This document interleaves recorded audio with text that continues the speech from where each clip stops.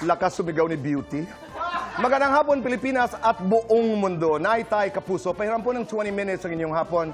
Ako po si Boy and welcome to Fast Talk with Boy Abunda.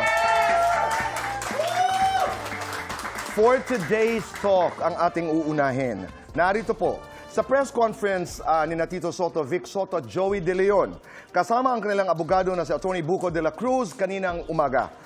Nanawagan sila sa Tape Incorporated na respetuhin ang desisyon ng Intellectual Property Office of the Philippines na kansilahin ang trademark registration ng Tape para sa titulong Eat Bulaga.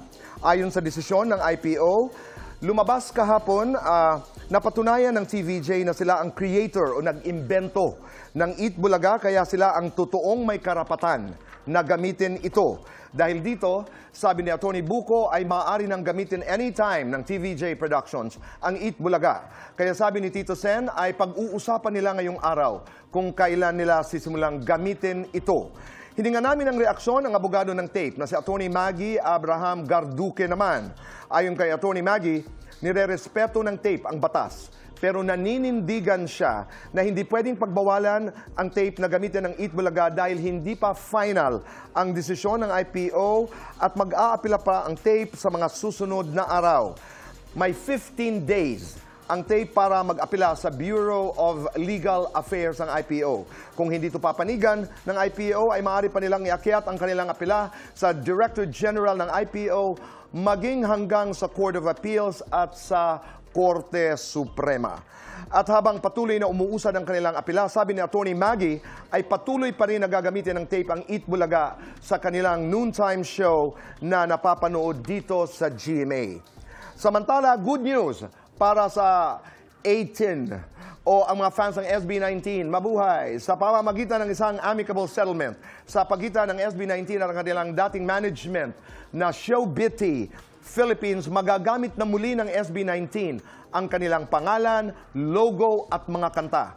Bumuo ang SB19 ng kanilang sariling management na 1Z Entertainment matapos nilang umalis sa Showbiz. Ayon sa statement ng 1Z Entertainment kahapon, nagpapasalamat ang SB19 sa pasensya at suporta ng kanilang mga fans and they can't wait para makita kayo muli ng SB19. Maraming salamat, Naitay Kapuso. Please welcome our very special guest today, the one and the only, Beauty Gonzalez.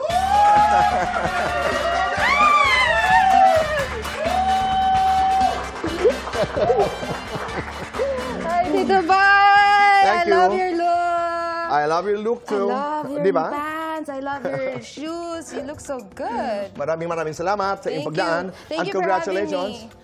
Congratulations on Stolen Life. It feels good sitting here. I know. So how does your guest sit here? Can I sit this way? Ganon, of course. Ayan, okay. And you're home, Yes, di ba? yes. Congratulations. I feel at home all the time. Congratulations on Stolen Life. Salamat.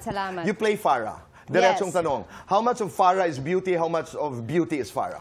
Siguro mga 20% lang. Si Farah, yung kapareho ni Beauty kay Farah is si Beauty mafaraan din. Yun, so, Hindi ko in-expect yun. Maganda siya.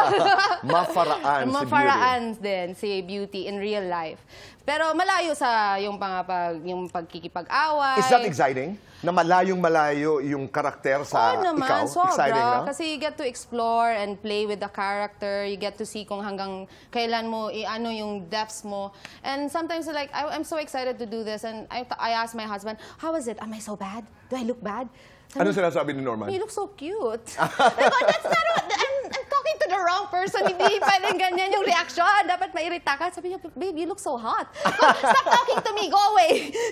Because you can't do anything wrong in front of your husband. Yun na nga. Diba? Pero like, I was like, oh my God, I was talking at the wrong person talaga. Pero ganito, kasi dito sa seryeng ito, ito yung napapanood po 3:20 in the afternoon. 3:20, Ay maraming salamat sa iyong pagtangkilik right after Abot Kamay. Sa totoong buhay ba? Because in Stolen Life, you're rivals, no? Kayo ni Carla Abellana.